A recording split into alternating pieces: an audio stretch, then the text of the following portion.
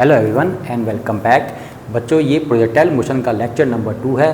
आज के वीडियो को शुरू करने से पहले या आज की क्लास को शुरू करने से पहले पिछली क्लास में हमने जो चीज़ें डिस्कस करी थी जरा उन पॉइंट्स को एक बार फिर से ज़रा रिकॉल करते हैं।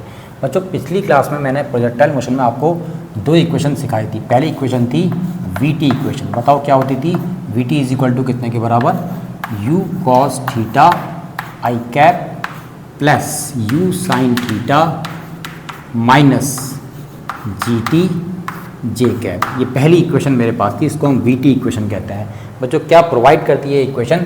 ये इक्वेशन प्रोवाइड करती है velocity of particle at any time T, मतलब किसी टाइम टी पे पार्टिकल की वेलोसिटी क्या रही होगी।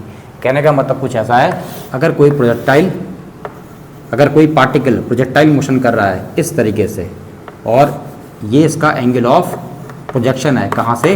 एक्स एक्सिस से, तो पार्टिकल की वेलोसिटी किसी भी टाइम टी पे कितनी रही होगी अगर मुझे पता करना है तो इस इक्वेशन से हम पता कर सकते हैं। ये हमने पिछली क्लास में डिस्कस किया था। अच्छा, इस इक्वेशन से हमें क्या क्या इन्फॉर्मेशन मिली थी उसके ऊपर ज़रा मैं आपसे चर्चा करूँगा। बच्चों, इन्फॉर्मेशन नंबर 1, सबसे पहली चीज़ हमें ये पता लगी। अच्छा, एक बड़ी इंपॉर्टेंट चीज़ मैंने पिछली क्लास में आपको बताया था, जब हम प्रोजेक्टाइल मोशन डिस्कस कर रहे होते हैं बच्चों, तो ये एक्चुअली 2 डायमेंशनल मोशन होता है ना, एक्स में और वाई में। और ये दोनों मोशन क्या होते हैं? एक दूसरे के इंडिपेंडेंट होते हैं। क्या होते हैं? इंडिपेंडेंट, मतलब एक का दूसरे से कोई लेना देना नहीं है। अब इस इक्वेशन की शक्ल देख के मैं बता सकता हूँ कि ये जो टर्म है वेलोसिटी का, ये जो कंपोनेंट है ये एक्स के अलोंग है और ये वाला कंपोनेंट वाई के अलोंग है। मतलब ये टर्म वो बताएगा कि पार्टिकल आगे किस स्पीड से जाएगा और ये वाला टर्म ये बताएगा कि पार्टिकल ऊपर या नीचे किस स्पीड से आएगा। अब अगर इस टर्म की शक्ल देखो तो मैंने आपको बताया था ये टर्म क्या है?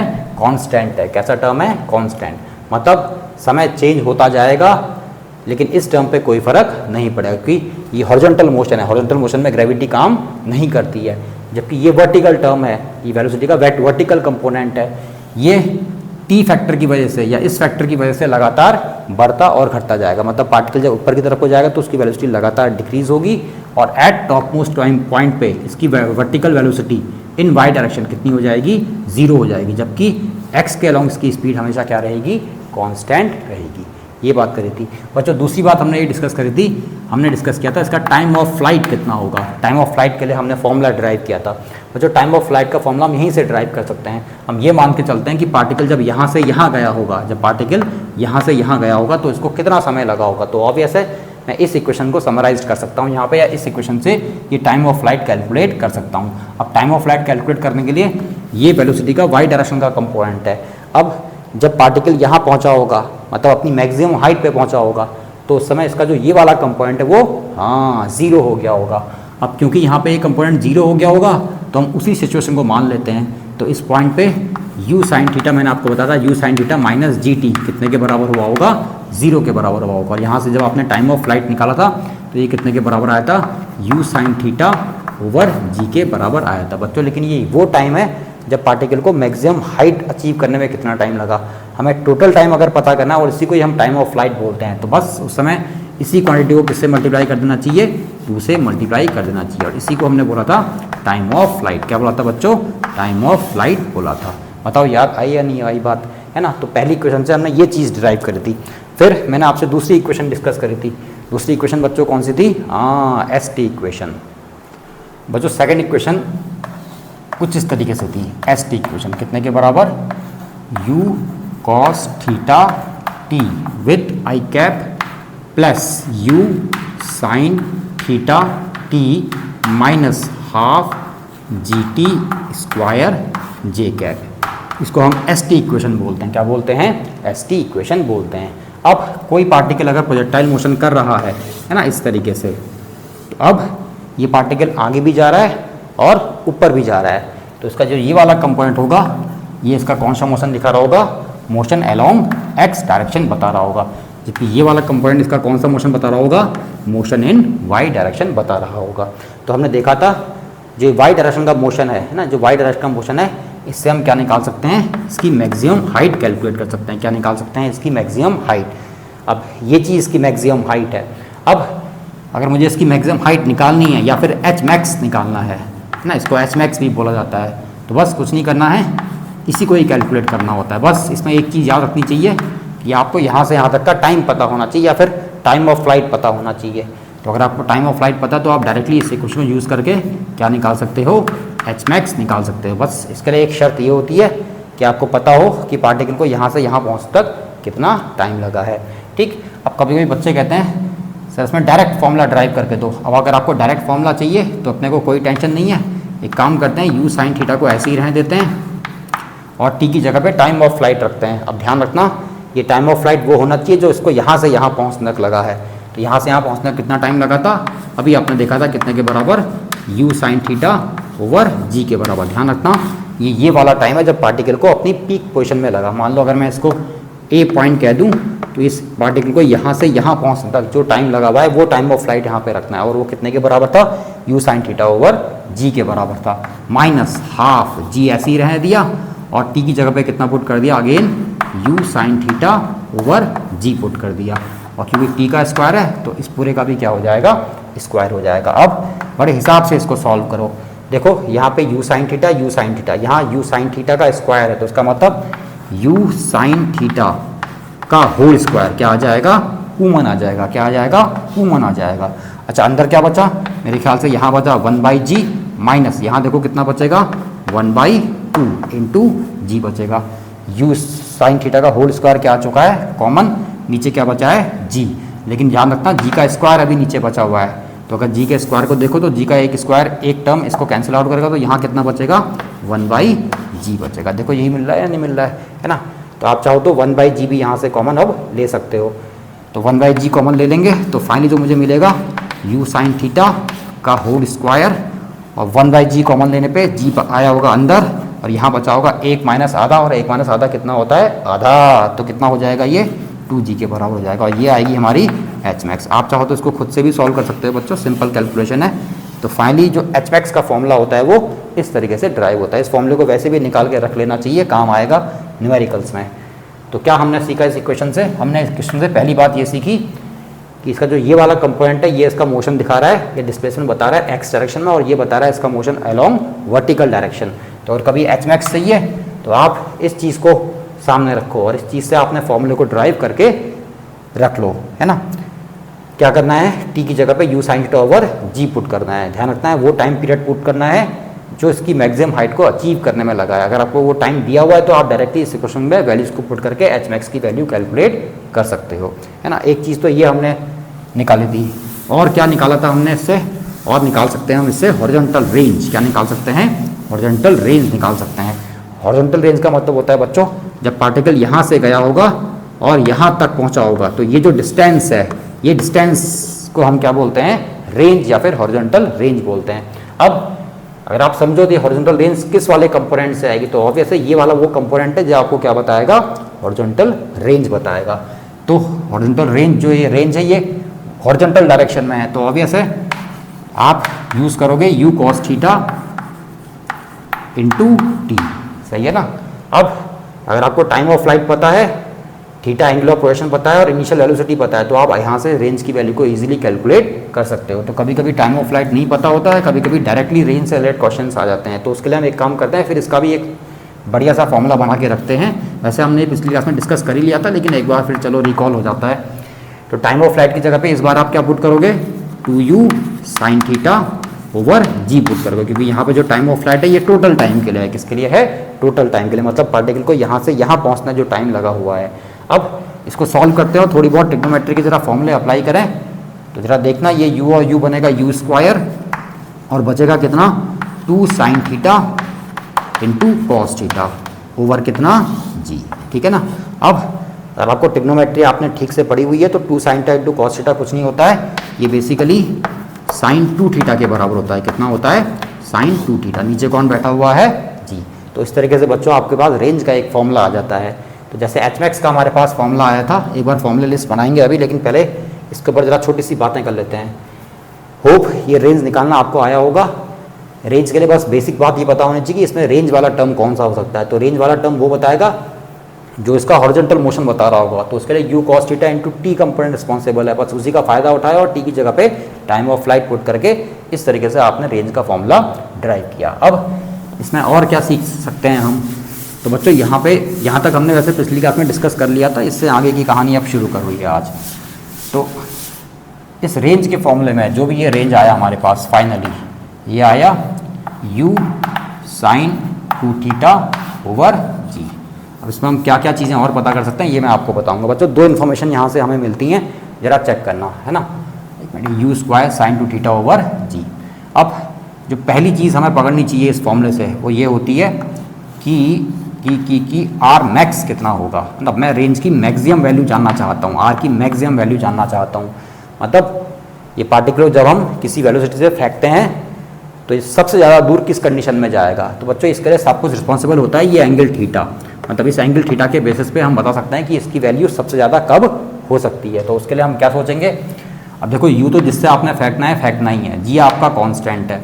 तो रेंज को अगर मैक्सिमम करना है ना, आर को अगर मैक्सिमम करना है तो ऑब्वियस है इसमें जो ये वाला कंपोनेंट है ये मैक्स होना चाहिए। आपको पता है साइन की वैल्यू लगातार चेंज होते रहती है। अगर आपने साइन का ग्राफ देखा है तो जैसे जैसे थीटा बढ़ेगा या चेंज होगा वैसे वैसे साइन की वैल्यू भी क्या होती है, चेंज होती है। और आपकी जानकारी के लिए मैं बताऊं तो साइन की वैल्यू होती है मैक्सिमम, है ना, साइन की जो मैक्सिमम वैल्यू होती है वो कितनी होती है, 1 होती है। और ये कब आती है, जब एंगल कितना होता है, 90 डिग्री होता है। तो कहने का मतलब ये है कि इस टर्म की, है ना, ये जो टर्म है यहाँ पे sin 2θ, इसकी जो मैक्स वैल्यू अगर मुझे पता करनी है वो होती है 1। और वो कब मिलती है, जब इसका कॉरेस्पॉन्डिंग एंगल मतलब 2θ कितने के बराबर हो, 90 के बराबर हो। तो इसका मतलब जो आपका एंगल ऑफ प्रोजेक्शन है मतलब थीटा है, बताओ वो कितना आएगा, 45 डिग्री आएगा। तो कहने का मतलब ये है कि किसी पार्टिकल को आप बिल्कुल 45 डिग्री से अगर फेंकते हो तो अपनी मैक्सिमम रेंज को वो अचीव करता है। सही है ना, ओके। तो एक चीज़ तो बच्चों ये इन्फॉर्मेशन आती है कि रेंज की वैल्यू मैक्सिमम कब आएगी, जब थीटा कितने पे होगा या एंगल ऑफ प्रोजेक्शन कितने पे होगा, हॉरिजॉन्टल के साथ 45 डिग्री पे होगा। बच्चों जो दूसरी इन्फॉर्मेशन हमारे पास होनी चाहिए इसमें वो ये होनी चाहिए कि जब दो एंगल्स, अगर आप किसी पार्टिकल को सेम वेलोसिटी से फेंकते हो और वो दो एंगल्स आपस में कैसे हों, कॉम्प्लीमेंट्री हों। कैसे हों, कॉम्प्लीमेंट्री। तो दो एंगल्स जब कॉम्प्लीमेंट्री होंगे तो उनकी रेंज क्या आती है, हमेशा सेम आती है। कहने का मतलब ये है कि अगर मैंने किसी पार्टिकल को 30 डिग्री से प्रोजेक्ट किया है और किसी वेलोसिटी u से, और उसी पार्टिकल को फिर मैंने 60 डिग्री से प्रोजेक्ट कर दिया, है ना। अच्छा एंगल अलग अलग होगा ना, अच्छा इसको 60 कह देते हैं और ये हो गया मान लो 30 डिग्री, लेकिन वेलोसिटी क्या रखी है, सेम रखी है। तो बच्चों ये एंगल्स अगर कॉम्प्लीमेंट्री हैं आपस में तो उस समय इनकी रेंज क्या आएगी, सेम आएगी। मतलब अगर आप किसी पार्टिकल को एक ही स्पीड से दो अलग अलग एंगल्स पे फेंकते हो और अगर वो दोनों एंगल्स आपस में कैसे होते हैं, कॉम्प्लीमेंट्री होते हैं, तो उनकी रेंज क्या आती है, इक्वल आती है। अब आओ मैं इस बात का प्रूफ आपको यहाँ पे जरा दे देता हूँ। मान लो दो सिचुएशन है। इनिशियली मैंने क्या करा, किसी पार्टिकल को u वेलोसिटी से फेंका और दूसरे केस में मैंने उसी पार्टिकल को u वेलोसिटी से फेंका या u स्पीड से या u इनिशियल वेलोसिटी से फेंका। यहाँ मैंने जो एंगल ऑफ पोजीशन रखा वो कितने के बराबर है, 30 डिग्री के बराबर है। और यहाँ मान लेते हैं वो एंगल ऑफ पोजीशन कितने के बराबर है, 60 डिग्री के बराबर है। अब मैं इन दोनों केसेस में उस पार्टिकल की रेंज पता करना चाहता हूँ। ध्यान रखें इनिशियल वेलोसिटी क्या है, सेम है, बस एंगल ऑफ पोजीशन को मैंने चेंज कर दिया। तो बच्चों यहाँ से अगर मैं रेंज की वैल्यू निकालूँ तो वो रेंज कितने के बराबर आएगी, u square into sine 2 into theta, theta कितना हो गया 30 इंटू 2 60 और साइन 60 कितना होता है, √3/2। तो ये वैल्यू कुछ इस तरीके से आएगी। ये आ गई मेरे पास रेंज जब मैंने प्रोजेक्शन 30 डिग्री पे किया था। अब अगर मैं 60 डिग्री पे ये प्रोजेक्शन कर दूं उसी पार्टिकल को सेम स्पीड से अगर 60 डिग्री पे फेंकूं, अब रेंज कितनी आएगी जरा देखते हैं। तो बच्चों u स्क्वायर तो वैसे ही रहा, थीटा की जगह जब 60 करा तो 60 इंटू 2 हो गया 120 और यहाँ आएगा आपके पास साइन 120 डिग्री। अब बेसिक ट्रिग्नोमेट्री में इसके ऊपर काफ़ी बातें हो रखी हैं बच्चों। अगर आपको याद हो साइन 120 डिग्री कितना होता है, तो अगर याद है तो अच्छी बात है, नहीं है तो यहाँ देखो बच्चों एक फॉर्मूला होता है साइन 180 माइनस थीटा और ये कितने के बराबर होता है, साइन थीटा के बराबर होता है। अब अगर 120 डिग्री एक स्टैंडर्ड एंगल ना मानते हुए अगर मैं इसकी वैल्यू को कैलकुलेट करूँ तो ये कितना आएगा, साइन 120 डिग्री को मैं लिख सकता हूँ साइन 180 माइनस 60 डिग्री। कितना, साइन 180 माइनस 60, ये 120 ही बनता है।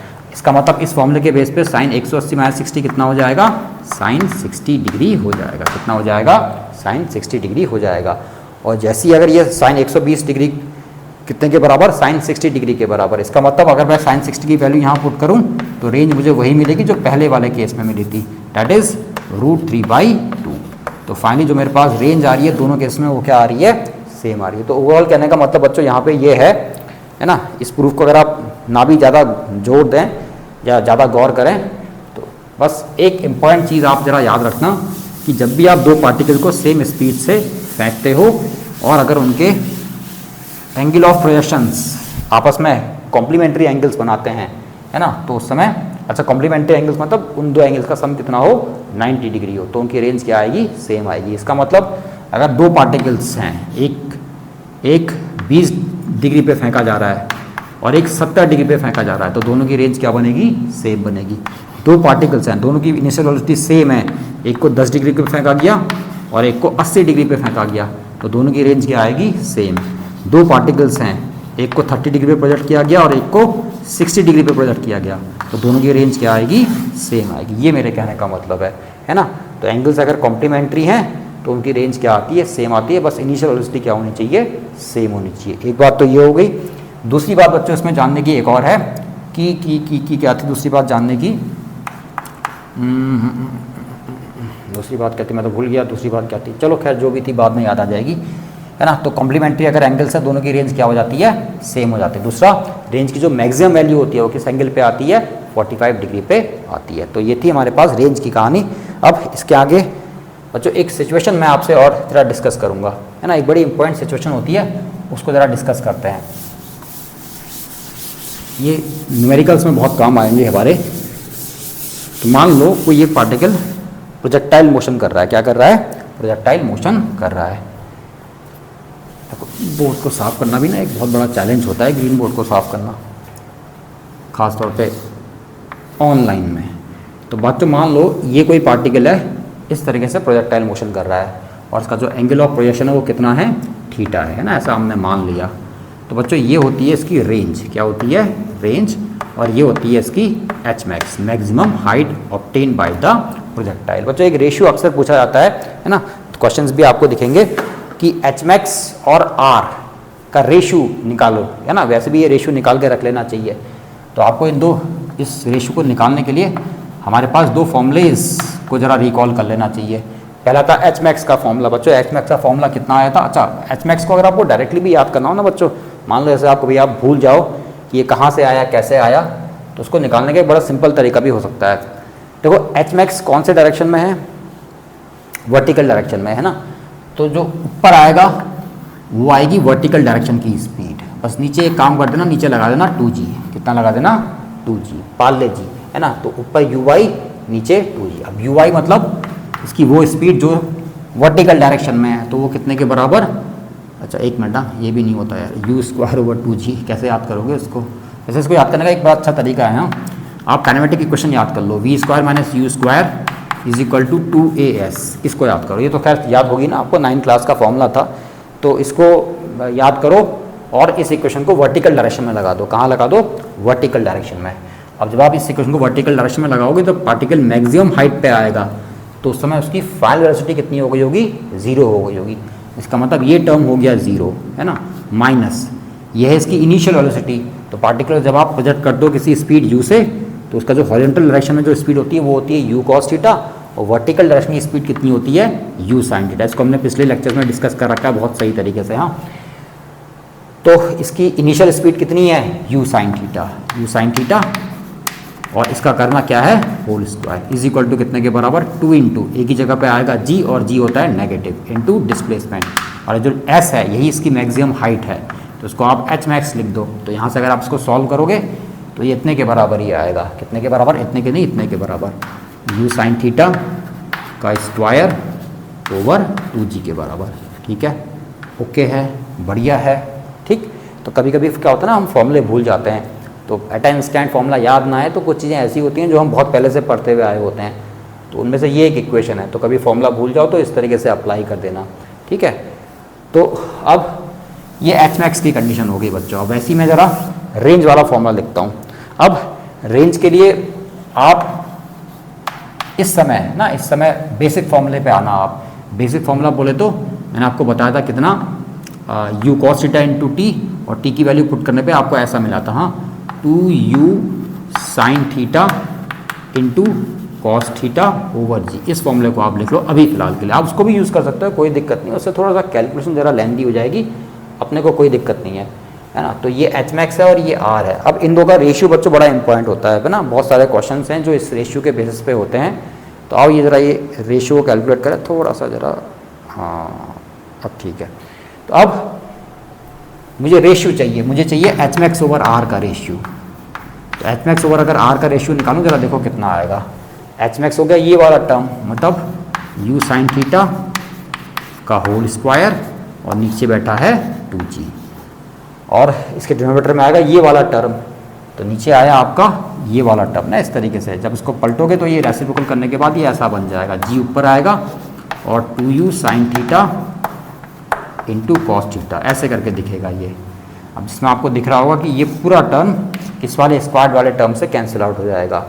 अब बचेगा क्या, जरा उसको देखो, तो जी भी जी कैंसिल आउट हो गया, तो ऊपर बचा u साइन थीटा और नीचे बचा कॉस थीटा। अगर आप ध्यान से देखो तो हमारे पास मैक्सिमम टर्म्स कैंसिल आउट हो चुके हैं। यहाँ पे फाइनली जो मिलके आएगा हमारे पास वो आएगा कितना, tan थीटा न्यूमरेटर में, और अगर डिनोमिनेटर को देखो तो डिनोमिनेटर में क्या बचेगा आपके पास, 4 बचेगा। कितना बचेगा, 4। और इसी को बोलते हैं हम एच मैक्स ओवर आर का रेशियो। किसका, एच मैक्स ओवर आर का रेशियो। बच्चों बहुत इंपॉर्टेंट रेशियो होता है, काफ़ी काम का रेशियो है ये, ठीक है, ओके। अच्छा, इसी में ही अगर मैं एक छोटी सी बात आपसे और डिस्कस कर दूं, बताओ अगर ये आर मैक्स होता है ना, अगर ये आर मैक्स बनता, बताओ थीटा कितना हो जाता, 45 डिग्री। तो इसी को ऐसे करके भी याद रखना। तो एक रेशियो तो ये हमारे काम का है, इसी में बच्चों एक रेशियो और काम का बन सकता है, H max over R max का रेशियो। तो बस रेंज के मैक्सिमम होने के लिए इसमें एक ही चीज़ की कमी है कि थीटा यहाँ पे स्पेसिफिकली कितना हो जाना चाहिए, 45 डिग्री हो जाना चाहिए। और थीटा के 45 डिग्री होते ही tan 45 हो जाएगा 1, और ये रेशियो कन्वर्ट हो जाएगा किसमें, 1/4 में। दोनों चीज़ें काम की हैं और दोनों चीज़ों के ऊपर न्यूमेरिकल्स फ्रेम होते हैं। तो एक बार फिर समझो, किसी पार्टिकल को आपने इनिशियल वेलोसिटी u से प्रोजेक्ट किया किसी एंगल थीटा पे जो x एक्सिस से बन रहा था, हॉरिजॉन्टल से बन रहा था, तो उसमें बच्चों जो एच मैक्स ओवर आर का रेशियो आएगा वो आएगा tan θ/4, और H max over R max का जो रेशियो आएगा वो 1/4 के बराबर आएगा। मतलब जिस तरीके से आप अपनी फॉर्मूला लिस्ट बनाते हो और उसमें टाइम ऑफ फ्लाइट है ना, हॉरिजॉन्टल रेंज, मैक्सिमम हाइट की जो फॉर्मूला लिस्ट बनाते हो, उस फॉर्मूला लिस्ट में एक फॉर्मूला ये भी आप एडअप करना चाहिए। इसको चाहे ना भी एडअप करो तो इसको एडअप कर दोगे तो आपका काम बन जाएगा, ठीक है। तो उम्मीद है यहाँ तक बात आपको समझ में आई होगी। अब बढ़ते हैं आगे और न्यूमेरिकल्स पे आते हैं। बच्चों इसमें छोटी सी मैंने गलती कर दी है, ये यू स्क्वायर था, सॉरी ये यू स्क्वायर था, ठीक है, तभी ये पूरा डम कैंसिल आउट हुआ होगा, मैंने भी ध्यान नहीं दिया, आपने दिया होगा शायद पक्का, ये यू स्क्वायर था बाय मिस्टेक, ठीक है, इसको करेक्ट कर लेना। अब बढ़ते हैं क्वेश्चंस पे। तो आज का पहला क्वेश्चन देखो, ये कहता है a projectile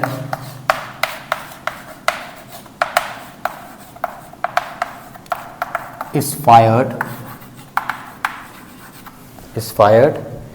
at an angle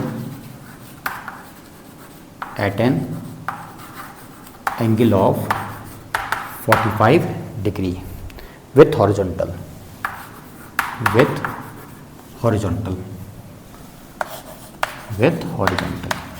ठीक है। लैंग्वेज है इसलिए पूरा क्वेश्चन लिख रहा हूँ। With horizontal elevation angle of projection, horizontal elevation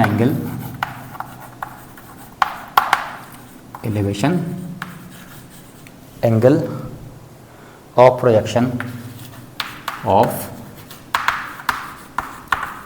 projection at the highest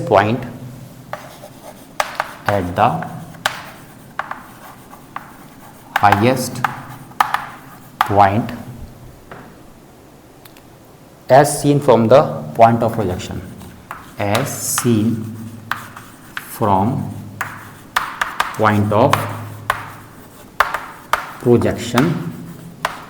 is, है ना, ये आपका क्वेश्चन है। बच्चों इस क्वेश्चन को ना एक काम जरूर करना है, इस क्वेश्चन को पे, इस क्वेश्चन को एक बार खुद से ट्राई करना है ना। इसका एक डायग्राम बना के देखो, वीडियो को पॉज करके इसका एक डायग्राम बनाओ और इस क्वेश्चन को खुद से ट्राई करो और देखो ये क्वेश्चन आप कितना कर पाए, है ना। क्वेश्चन में पढ़ देता हूँ। A projectile is fired at an angle of 45 degree with horizontal, इसका मतलब ये ग्राउंड टू ग्राउंड प्रोजेक्टाइल वाला केस है। Elevation horizontal elevation angle of projection at the highest point as seen from the point of projection is, है ना। इसको full stop मानते हुए चलना, और यहाँ पे कैपिटल ई कर देते हैं। ये क्वेश्चन है, elevation angle of projection at the highest point as seen from the point of projection. खैर आपने ट्राई कर लिया होगा, अब मैं इस क्वेश्चन को ट्राई कर रहा हूँ। देखो जब भी न्यूमेरिकल्स करते हैं ना, स्टेप बाय स्टेप बढ़ना चाहिए। पहली लाइन में क्या लिखा है पहले आप उसको समझो, जब तक वही समझ में नहीं आएगा तब तक दूसरी वाले में लाइन में जाने का कोई मतलब नहीं बनता। जब भी आप न्यूमेरिकल सॉल्व करो, देखो 2 स्टेप्स हैं। सबसे पहले तो आप पूरे क्वेश्चन को एक बार रीड कर लो, फिर उसके बाद जब आप इनिशिएट करो तो पहली लाइन को प्रॉपर्ली समझ जाओ। जब पहली लाइन को समझोगे तो आप दूसरी लाइन को समझ पाओगे ना। आओ सबसे पहले इस पहली लाइन को जगह कवर अप करते हैं। कहता है the projection of the projectile is fired at an angle of 45 degree with horizontal. बस इस कहानी को पहले आप समझो। आपने किसी पार्टिकल को 45 डिग्री एंगल पे प्रोजेक्ट किया इस तरीके से, है ना। ये 45 डिग्री आपको दे रखा है, ठीक। अब जब आपने इसको प्रोजेक्ट किया तो ऑब्वियस है इसने ऐसा पाथ फॉलो किया होगा। ये हो गया उसका पाथ। स्पीड वगैरह दे रखी है, सिर्फ एंगल ऑफ प्रोजेक्शन आपको दे रखा है। मतलब स्टेप नंबर 1 में you have a angle of projection that is equal to कितने के बराबर, 45 डिग्री के बराबर। अब आओ अगली लाइन पे, एलिवेशन एंगल ऑफ प्रोजेक्शन।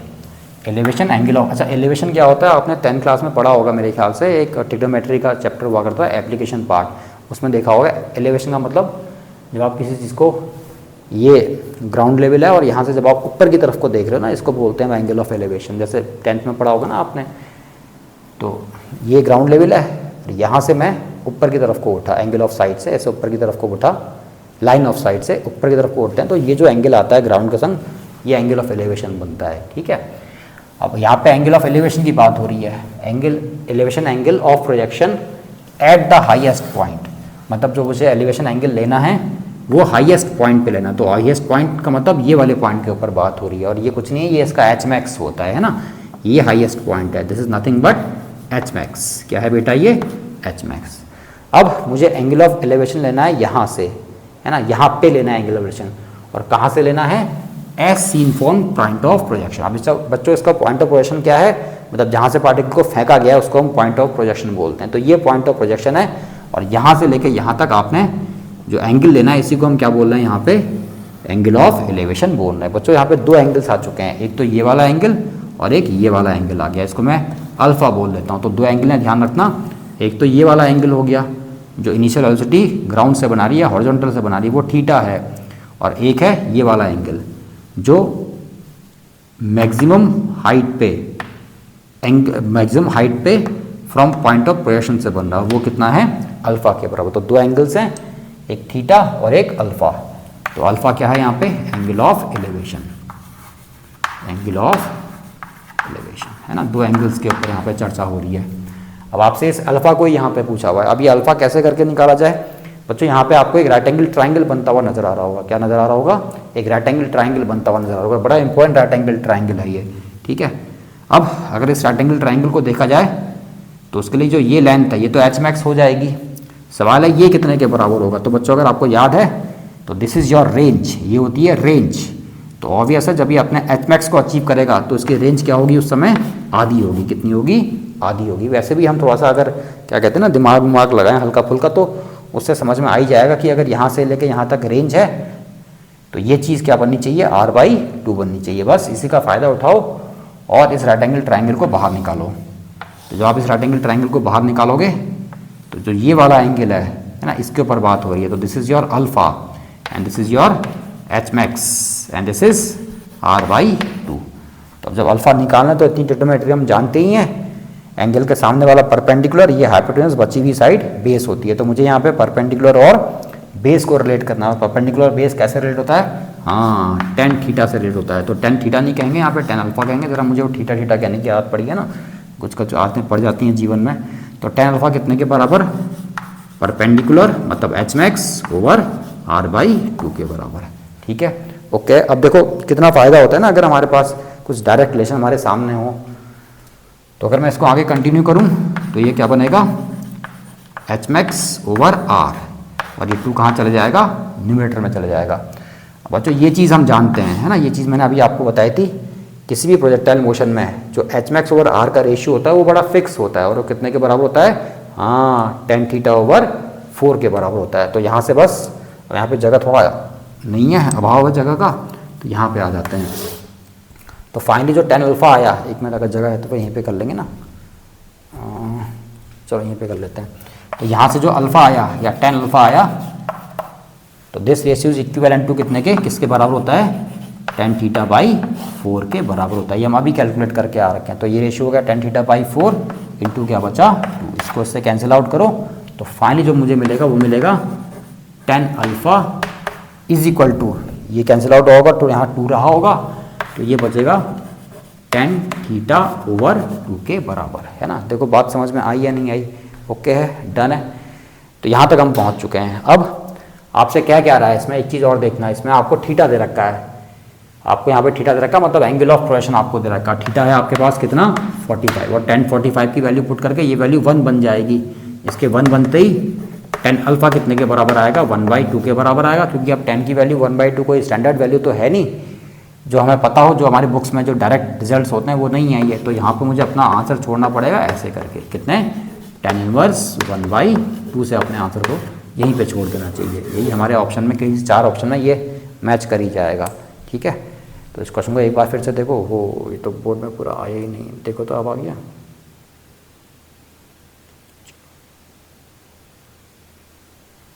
चलो तो नेक्स्ट क्वेश्चन पे आते हैं इसके बाद। बच्चों नेक्स्ट क्वेश्चन को देखो ना, थोड़ा सा बड़ा सा दिख रहा है लेकिन क्वेश्चन बहुत छोटा सा है, जरा मैंने कुछ ज़्यादा ही फ्री हैंड लिख दिया है इसको। कहता है द 2 प्रोजेक्टाइल, अच्छा ये नीट का PYQ है बच्चों। The projectile 2 projectile are projected at an angle π/4 plus theta and π/4 minus theta with horizontal, मतलब ग्राउंड से ग्राउंड वाला केस है। Wait theta is less than π/4 with same speed, मतलब सेम स्पीड से आपने 2 पार्टिकल को प्रोजेक्ट किया अलग अलग एंगल से। अब बच्चों क्वेश्चन को मैं आगे पढ़ूँ ना, उससे पहले ये जो सेम स्पीड जब भी लिखा होता है ना, तो पॉसिबिलिटी होती है रेंज के ऊपर कुछ जानना चाह रहा है। मतलब मैं क्वेश्चन को अगर बिना आगे पढ़े भी अगर कुछ सोचूं, तो जब भी आपको 2 पार्टिकल्स प्रोजेक्ट करे गए हों और उनके एंगल्स अगर आपको दे रखे हों और दोनों की स्पीड अगर सेम है, तो कहीं ना कहीं ये रेंज को रिलेट कर सकता है। क्यों? क्योंकि आपको याद है मैंने अभी आपको बताया था, 2 पार्टिकल्स अगर सेम स्पीड से प्रोजेक्ट करे जाएँ और दोनों का एंगल आपस में कैसा हो, कॉम्प्लीमेंट्री हो, तो उनकी रेंज क्या आती है, सेम आती है। अब विथ सेम स्पीड, है ना, तो खैर रेंज रिलेटेड क्वेश्चन ये हो सकता है। आगे बढ़ता है रेशियो ऑफ हॉरिजॉन्टल रेंज, तो रेशियो ऑफ हॉरिजॉन्टल रेंज यहाँ पे पूछा गया और ये एक्सपेक्टेड भी था। तो the ratio of horizontal range described bye them is, मतलब जो हॉरिजॉन्टल रेंज का जो रेशियो होगा वो क्या होगा। तो बच्चों इसका आंसर बहुत सिंपल है। आप सबसे पहले देखो इन 2 एंगल्स को, क्या ये 2 एंगल्स कॉम्प्लीमेंट्री तो नहीं है।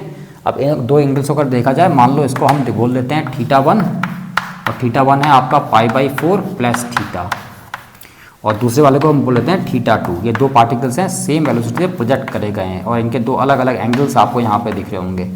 बस ये चेक कर लो क्या ये कॉम्प्लीमेंट्री एंगल्स तो नहीं है। तो इनको चेक करने के लिए हम सिंपली θ1 प्लस θ2 करते हैं, और अगर ये आपस में 90 डिग्री आ जाए तो मतलब ये कॉम्प्लीमेंट्री एंगल्स है। तो अगर आप इसको ऐड करोगे, π/4 प्लस π/4 कितना होता है, 90 डिग्री होता है, या फिर π/2 होता है।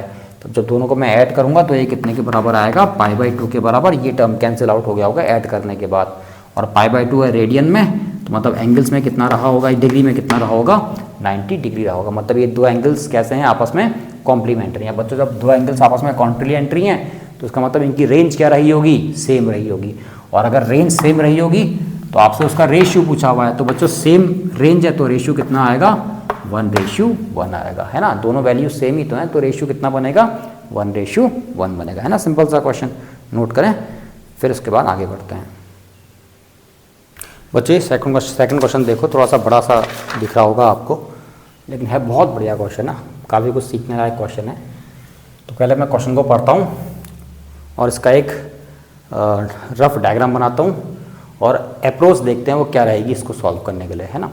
और जब मैं इतना आपको बता दूं, फिर इसके बाद आप इसको पहले खुद से ट्राई करना, फिर इसके बाद इसका सॉल्यूशन देखना, है ना। जितना आप खुद से ट्राई करोगे उतना आपका दिमाग अच्छा चलेगा। कहता है player kicks a football at an angle of 45 degree with velocity 20 metre per second. पहले पूरा क्वेश्चन पढ़ लेते हैं। अब प्लेयर, कोई एक प्लेयर है उस फुटबॉल का, उसने कहता है a second player 60 metre away from the direction of a kick starts running to reach a ball at that instant. Find the speed with which the second player should run to reach the ball before it hits the ground. और बच्चों question को एक एक line पढ़ते हैं और एक एक लाइन से इसका एक डायग्राम बनाने की कोशिश करते हैं। तो इतना तो क्लियर ही है ना, क्वेश्चन की लैंग्वेज देख के इतना तो हमें आइडिया आ ही गया कि ये प्रोजेक्टाइल मोशन का केस है। जिस हिसाब से डेटा दे रखा है, जिस हिसाब से फुटबॉल के बारे में आप लोग जानते हो, तो ये एक प्रोजेक्टाइल मोशन का केस बन रहा है ना। अब है क्या सिचुएशन, क्या ज़रा देखना। सिचुएशन ये है कि इस फुटबॉल को है ना, इस डॉट नुमा फुटबॉल को किसी एक प्लेयर ने हिट किया है ना, किसी एक एंगल पे, वो कितना दे रखा है 45 डिग्री। तो इस तरीके से किसी प्लेयर ने एक बॉल को हिट किया 45 डिग्री पे, और जब ऐसा किया तो ये बॉल इस तरीके से हवा में गई होगी और फिर नीचे आई होगी। ठीक, अब किसी दूरी पे है ना कोई एक दूसरा प्लेयर है, ऐसे करके इसको मान लेते हैं ये सेकंड प्लेयर है, इसको सेकंड प्लेयर यहाँ पे बोला जा रहा है। एक बार ज़रा बोर्ड चेक कर लिया जाए, तो ये वो सेकंड प्लेयर है। अब ये सेकंड प्लेयर, अब क्वेश्चन को पढ़ते हैं। अब player kicks a football at an angle of 45 degree, ठीक है, with velocity 20 metre per second, मतलब इसने जिस स्पीड से फेंका वो 20 मीटर पर सेकेंड है। A second player 60 metre away from the direction of the kick, मतलब किक जहाँ से किक जहाँ से करी है वहाँ से जो सेकंड मीटर प्लेयर की जो दूरी है, मतलब ये वाली दूरी, ये आपको 60 मीटर दे रखी है। अब कह रहा है a second player 60 metre away from the direction of a kick starts running, मतलब जैसे ही इसने किक मारी वैसे ही बंदे ने भागना शुरू कर दिया। किधर की तरफ को, किक के तरफ को, जहाँ पे उसने फुटबॉल की तरफ को भागना शुरू कर रखा है। Starts running to receive the ball at that instant, जबकि किक मारी उसी समय इस प्लेयर ने इधर की तरफ को भागना शुरू किया, मतलब इसका मोशन इधर की तरफ को हो रहा है। फिर आगे कह रहा है find the speed with which second player should run, मतलब मुझे इसकी स्पीड पता करनी है जिससे वो दौड़े और फुटबॉल के ज़मीन में गिरने से पहले पहले, जस्ट पहले पहले वो यहाँ तक पहुँच जाए। अब इसका मतलब मुझे ये स्पीड पता करनी है। अब आपको पता है अगर स्पीड पता करनी है तो आपको सिर्फ क्या पता होना चाहिए, डिस्टेंस और टाइम पता होना चाहिए। अगर आपको डिस्टेंस ओवर टाइम पता है तो आप इसकी स्पीड पता कर सकते हो। तो जब मैं इसकी स्पीड निकालूंगा है ना, तो ये आएगी distance travelled by the second player over जो भी उसको यहाँ से यहाँ पहुँचने तक टाइम लगेगा। अब ये स्पीड कैसे पता करी जाए और ये टाइम कैसे पता करा जाए, तो सबसे पहले मैं पता करता हूँ इसका टाइम, यहाँ से यहाँ पहुँचने में इसको कितना टाइम लगेगा। आप इसको पहले ऐसे ही सोच लेते हैं। इसमें दो अप्रोच हैं, क्योंकि दो टर्म्स कैलकुलेट करना है तो दो अप्रोच लगेंगी। तो इसको यहाँ से यहाँ पहुँचने में कितना टाइम लगेगा, जितना टाइम इस बॉल को यहाँ से यहाँ पहुँचने में लगेगा। अब इस बॉल को यहाँ से यहाँ कितना टाइम लगेगा, हाँ, टाइम ऑफ फ्लाइट के बराबर। मतलब इस प्रोजेक्टाइल मोशन में अगर इस पार्टिकल का यहाँ से यहाँ तक का अगर मुझे टाइम पता लग जाए तो उतना ही टाइम में ये बंदा भी यहाँ तक पहुँच जाएगा, जैसा क्वेश्चन में आपको दिया हुआ है। फिर एक बार समझना, तो ये फुटबॉल को जब किक किया गया 20 मीटर पर सेकंड की स्पीड से, ये फुटबॉल यहाँ पहुँची होगी, और ये फुटबॉल जैसे ही यहाँ पहुँचे, बिल्कुल इसके पहुँचने से पहले पहले, जस्ट पहले पहले ये सेकंड प्लेयर यहाँ पहुँच जाए। इसका मतलब जितना टाइम इसको यहाँ से यहाँ पहुँचने में लगेगा उतना ही टाइम इसको यहाँ से यहाँ पहुँचने में लगना चाहिए according to the given condition of the question. तो इसका मतलब मुझे जो पहली अप्रोच है, मुझे ये टाइम निकालने के लिए मुझे कुछ नहीं करना है, सिर्फ टाइम ऑफ फ्लाइट निकालना है। क्या निकालना है, टाइम ऑफ फ्लाइट निकालना। और टाइम ऑफ फ्लाइट निकालना बच्चों आप जानते ही हो। तो अब ये टाइम ऑफ फ्लाइट कितने के बराबर होता है, मैंने आपको बताया था, ये होगा 2u sin theta over g के बराबर, है ना, ये टाइम ऑफ फ्लाइट होता है। अब आप इसका टाइम निकाल लो, आपको इसका टाइम पता लग जाएगा। तो एक अप्रोच तो ये रहेगी इसको सॉल्व करने की। अब इसका टाइम ऑफ फ्लाइट निकालना आसान ही है। 2u की जगह पे आएगा 20। ध्यान रखना, टाइम ऑफ फ्लाइट आप इसका निकाल रहे हो और जो टाइम इसका है वही टाइम इसका भी है। तो u की जगह पे आया 20, थीटा हो गया आपका 45, और साइन 45 होता है 1/√2, और नीचे बैठा हुआ है g की वैल्यू 10 मान लेते हैं। इससे ये कैंसिल आउट हुआ, ये आया 4/√2। तो इसको मैं यहाँ सॉल्व कर देता हूँ, ये मुझे मिला 4/√2। अब ये वैल्यू थोड़ी सी ज़रा अजीब से सी लग रही है, तो आप चाहो तो उसको रैशनलाइज करके भी सकते हो। √2 से मल्टीप्लाई, √2 से डिवाइड, 2 से 2 ये होगा 2 टाइम्स कैंसिल। तो फाइनली जो मुझे टाइम मिला वो कितने के बराबर मिला, 2√2 के बराबर मिला। मतलब इस वैल्यू में इन वैल्यूज़ को पुट करने के बाद ये टाइम ऑफ फ्लाइट मुझे मिल रहा है, मतलब 2√2। तो खैर कैलकुलेशन आपके समझ में आई गई होगी। u की जगह पे, थीटा की जगह पे g की वैल्यू पुट करके ये वैल्यू मुझे मिली है। तो मैं इसको मिटा देता हूँ।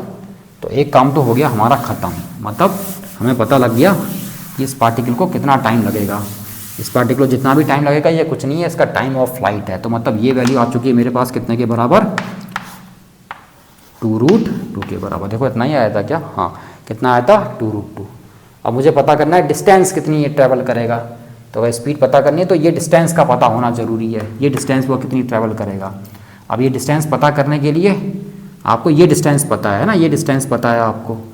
अब ये डिस्टेंस पता होने ऐसी स्थिति है नहीं, तो हम एक काम करते हैं, ये वाली डिस्टेंस पता कर लेते हैं, क्योंकि अगर ये डिस्टेंस हम पता कर लेंगे तो ऑब्वियस है फिर ये बची हुई डिस्टेंस तो आपको पता लग ही जाएगी 60 से इसको माइनस करके। अब ये डिस्टेंस कैसे पता करी जाए वो आपको पता ही है, इसके लिए हम निकालेंगे रेंज। क्या निकालेंगे बेटा? रेंज। ये रेंज ही तो है ना। अब रेंज का फॉर्मूला आपको याद होगा।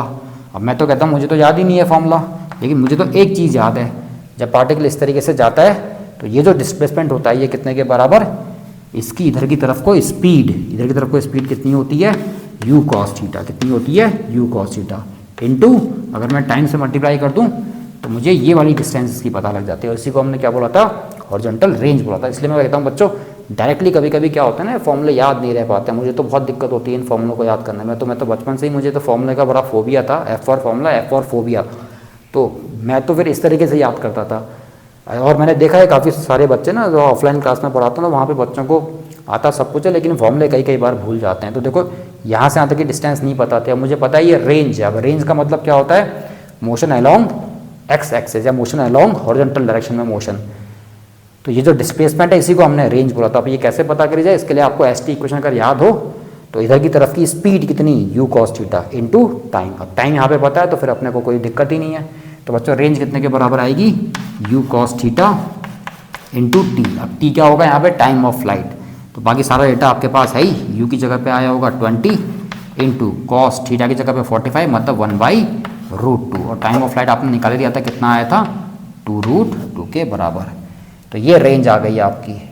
तो इससे √2 को √2 से कैंसिल आउट कर दो तो आपको जो रेंज मिलेगी वो मिलेगी 40। तो ध्यान रखना ये रेंज आ रखी है, मतलब ये डिस्टेंस आपको पता लग गई है कितने के बराबर? 40 के बराबर। तो ये वैल्यू हो गई 40। अब ये बची हुई डिस्टेंस आपको दिख ही रही होगी, कितनी बचेगी? दैट इज इक्वल टू 20 के बराबर। 60 ये 40 ये, तो बचा हुआ डिस्टेंस कितना हो गया? 20। तो इस तरीके से आप इसकी वैल्यू से निकाल सकते हो डिस्टेंस ओवर टाइम। डिस्टेंस की जगह पे आपने रखा कितना? 20, और टाइम की जगह पे रखा 2√2। इसको सॉल्व करोगे मेरे ख्याल से आपको 10/√2 आपको आंसर मिल जाएगा मीटर पर सेकेंड में, है ना। अच्छा सा क्वेश्चन, तो बहुत बढ़िया क्वेश्चन है बच्चों। नेक्स्ट क्वेश्चन देखो, ये कहता है for a projectile on the ground the maximum angle between instantaneous velocity and instantaneous acceleration is at dash second. दो चीज़ें पूछी हुई हैं, एक तो आपसे मैक्सिमम एंगल पूछा हुआ है और किस टाइम पे आएगा ये पूछा हुआ है। अब देखो ये क्वेश्चन कितना बढ़िया है, हालांकि ये ऑप्शन बेस्ड क्वेश्चन है, इसमें थोड़ा सा फ्लक्चुएशन हो सकता है इसके आंसर में, लेकिन ऑप्शंस को अगर देख के अगर आंसर दिया जाए तो बन जाएगी कहानियाँ। खैर फिगर था, इसका फिगर दिया हुआ है, क्वेश्चन पे आते हैं। खैर हम अब इस क्वेश्चन के हिसाब से आपसे कह रहा है कि किसी प्रोजेक्टाइल मोशन को फायर किया गया 30 डिग्री एंगल पे।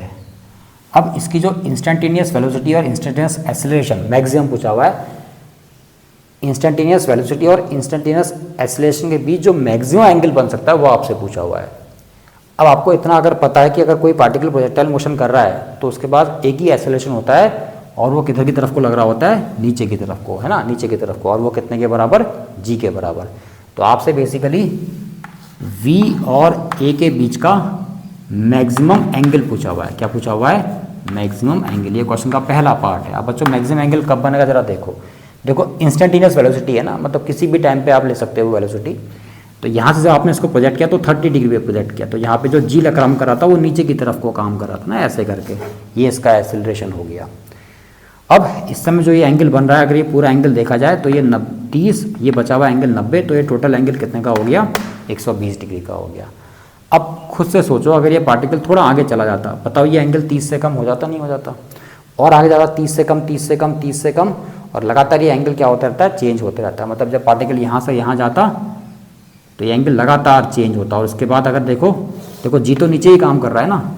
अब यहाँ पे 30 से कम और यहाँ पे अगर जाएंगे तो उस समय जो इसका एंगल बनेगा वो एक्चुअली 30, इस एंगल से इस एंगल को देखो, क्योंकि ये वाला नीचे वाला एंगल तो 90 फिक्स ही है ना। तो अगर आप इस एंगल को देखो, ये लगातार एंगल चेंज होते जा रहा है।